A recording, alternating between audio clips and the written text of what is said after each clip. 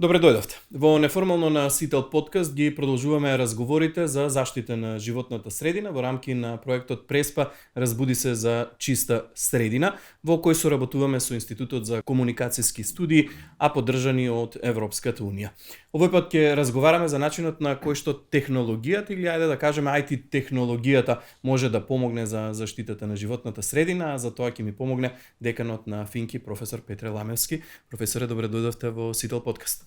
Добро ве најдов и благодарам за поканата. Професоре, во јуни беше ставена во функција првата национална фабрика за вештачка интелигенција. Најавите беа дека еден од секторите во кој што ова национална фабрика за вештачка интелигенција ќе понуди решенија е токму земјоделството. На кој начин Везилка ќе помогне за подобрување на состојбите во земјоделството?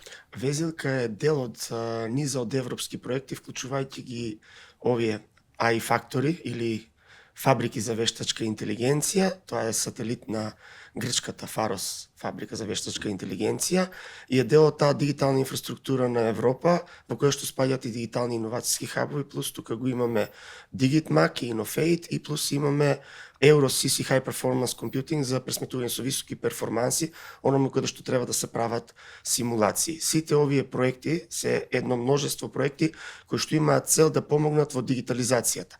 А бидејќи паметното земјоделство е дел од паметната специализација на Македонија, фокусот на овие проекти е и во паметното земјоделство. Тука Везилка многу може да му се најде на малите средните предпријатија кои што се во агробизнисот или во земјоделието, ќе можат да ги искористат Везилка како проект за развој на нивни продукти кои што користат вештачка интелигенција доколку се спремни за тоа, доколку не се овие проекти сите нудат некаква едукација во насока кои се можностите на користење на вештачката интелигенција, а тука се и дигиталните иновацијски хабови, доколку тие предпријатија во земјоделството не се спремни директно да имплементираат продукти со вештачка интелигенција, туку им е потребно, така да се изразам, пониско ниво на дигитализација, да можат да ги искористат овие дигитални иновацијски хабови, вклучувајќи го и нашиот Digitmac, точно за да им се помогне во процесот на дигитализацијата. Во перформансните индикатори на овие проекти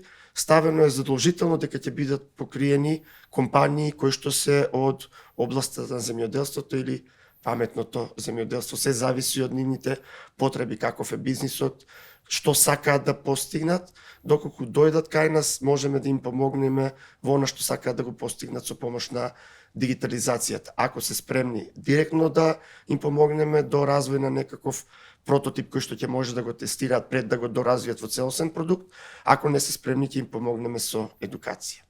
Професор, ајде да бидеме малку по-конкретни кога зборуваме за проблемите во Преспа конкретно, најчесто како една од главните причини за проблемите на терен се посочува токму работата на земјоделството и влијанието на земјоделските производи, начинот на работа врз животната средина. Може ли IT технологијата да биде еден мост помеѓу земјоделците и животната средина, односно и да работи на заштита на животната средина, меѓутоа и на земјоделците да има возможи да ги остваруваат и своите приходи и нели да функционираат на своите земјоделски посеви како што тие очекуваат? Кога зборуваме за дигитализација, генерално зборуваме за тоа дека од теренот, таму каде што се одвива процесот на производство или на растењето на културите, ќе се прибираат информации. Во случајот за Преспа, наводнувањето. Дали има потреба од наводување, колкава е влажноста на земјата и да се дозира наводнувањето до онаа доза на вода која што му е реално потреба на растението, да не се претера, кое што дава негативни резултати, да не биде премалку, кое што исто така дава негативни резултати. Уште подобро е тука, доколку се приберат информации од други работи, атмосферски информации, информации за реалното загадување на почвата, на воздухот, други податоци, информации кои што може да се мерат со сензори. Сите тие може да се искомбинираат и со користење на напредни алгоритми за обработка на податоци, вклучително тука некакви симулации кои што бараат високи перформанси на пресметување и користење на вештачка интелигенција, да се најде оптимален начин на користење на ресурсите за да се добие максимален принос од единица земја. И мислам дека и тоа е целата на дигитализација, да се смалат што е можно повеќе ресурсите кои што се инвестираат и користат, а да се зголеме што е можно повеќе приходот, како би самиот производител станал што е можно и порентабилен. Професоре, во рамки на последниот документарен филм Секоја капка за преспа, на терен разговаравме со представници на Преда акцелераторот, кои што нудат еден систем на LoRaWAN мрежа со сензори на терен, поставени во воштарниците во преспа и се отворени за соработка со земјоделците. Ќе слушнеме какво е нивното искуство и што како решение нудат тие, па ќе продолжиме со разговорот. Благоче се наоѓаме на воштарник во преспа. Ова е опремата која што вие имате поставено овде, преку која што ги вршите мерењата. Но на почеток може ли да ни кажеш од каде идејата да се направи вакво нешто? Так, во процесот на дигитализација на земјоделството, првиот чекор е прибирањето на податоци. Тие податоци мора некако да ги прибереме преку интернет и во самиот процес преку проектот ние заклучивме дека тоа е еден од најголемите проблеми кои што земјоделците го имаат, каде што недостатокот на интернет конекција на самите овоштарници и нивната расцепканост е главниот проблем кој што тие не можат толку едноставно да го решат без при тоа да инвестираат голема сума на пари во мобилни интернет конекции, телефони, значи било каква конективност на самите овоштарници кои што сепак не се во градот и пристапот до нив е малце ограничен. Така да направивме истражување и заклучокот беше дека е најдобро решение кое што можеме да понудиме е инсталирање на така наречена LoRaWAN мрежа, која што ќе го покрие регионот, каде што секој од земјоделците ќе може дополнително, кога таа мрежа веќе постои и е поставена, да се инсталира свој уред во самиот овоштарник без при тоа да плаќа надоместоци за интернет конекција. Сакаш да кажеш дека овде во моментов нема интернет конекција? Директно во самите уреди нема интернет конекција, тие функционираат преку LoRaWAN мрежата, преку двете гейтвеи кои што ги имаме наместено. Значи еден гейтвеј имаме тука, а еден гейтвеј се наоѓа на самото училиште, значи на зградата на училиштето, која што за среќа сигнали кои што се пренесуваат. Да, за среќа е позиционирана на прилично висока точка и дава доста голема покриеност на целиот овој регион, значи буквално можеби до границата веќе и со Албанија, каде што имаме отворен простор, така да сите овоштарници ги имаме покриено да можат да секој овоштарник инвестира само во самиот сензор и уредот за комуникација, без при тоа да плаќа месечни претплати, да има потреба од дополнителна интернет конекција. Да, професоре, ги слушнавме решенијата кои што во моментов ги нудат од Преда Плюс акцелераторот. Тоа е уште еден проект поддржан од финансиски поддржан од Европската Унија. Тие велат дека во оваа лабораторија може да во иднина да работат IT инженери од Македонија на решенија кои што би биле подостапни за земјоделците во земјава.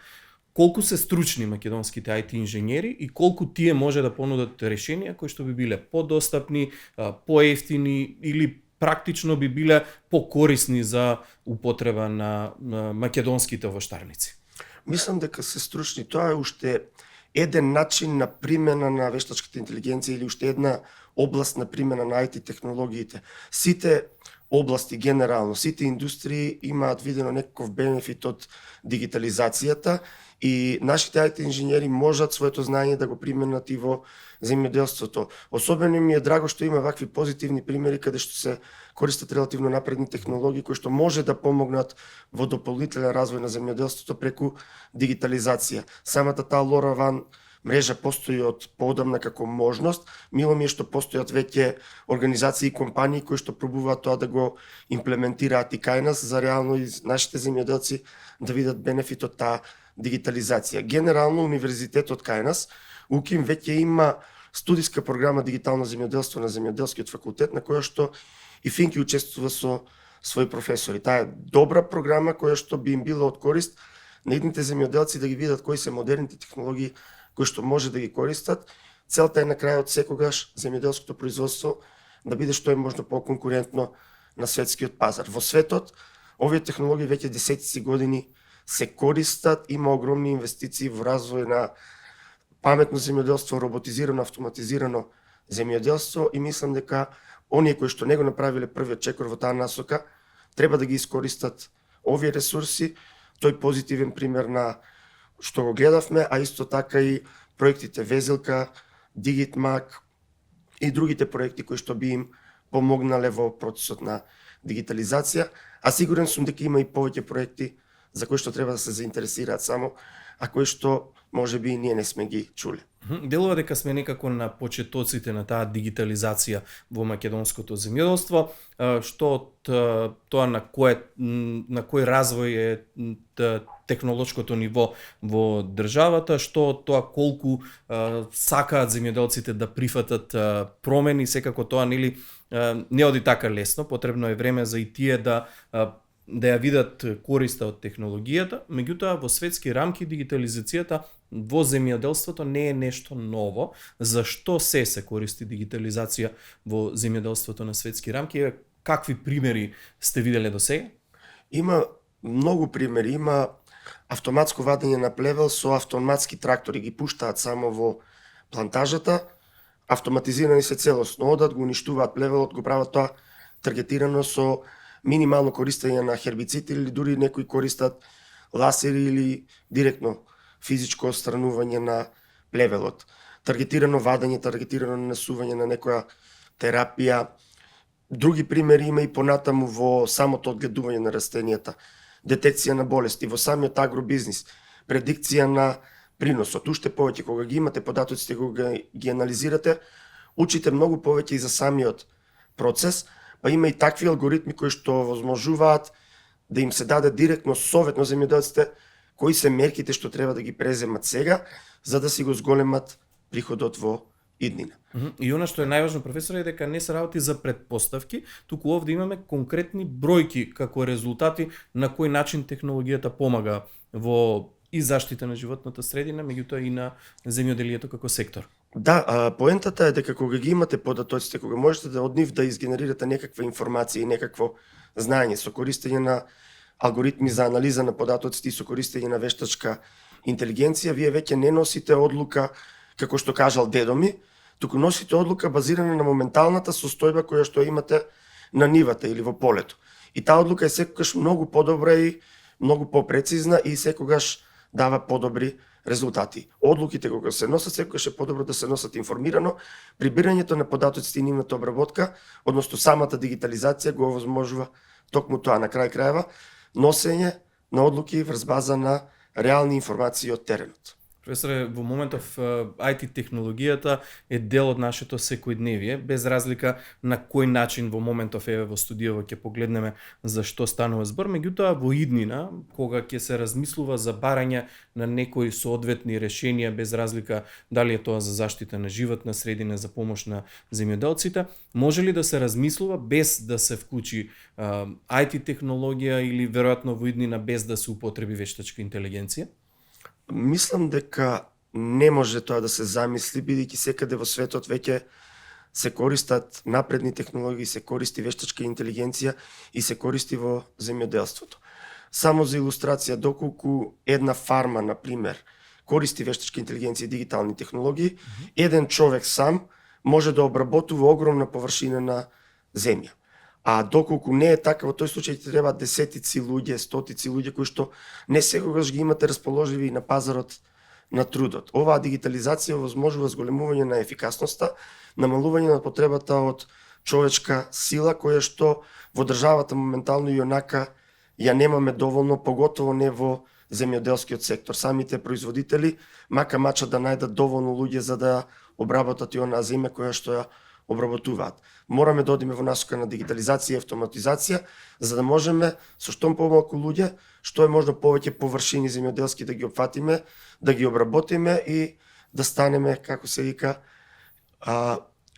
увозно независни за производството на храна како држава. Мислам дека дигитализацијата може многу да стори за ова. Да ја искористиме технологијата за доброто на сите. Професоре, мислам дека бевме јасни и корисни. Ви благодарам многу за гостувањето на Сител подкаст. Уште еднаш благодарам за поканата. Почитувани, ви благодарам што бевте со нас.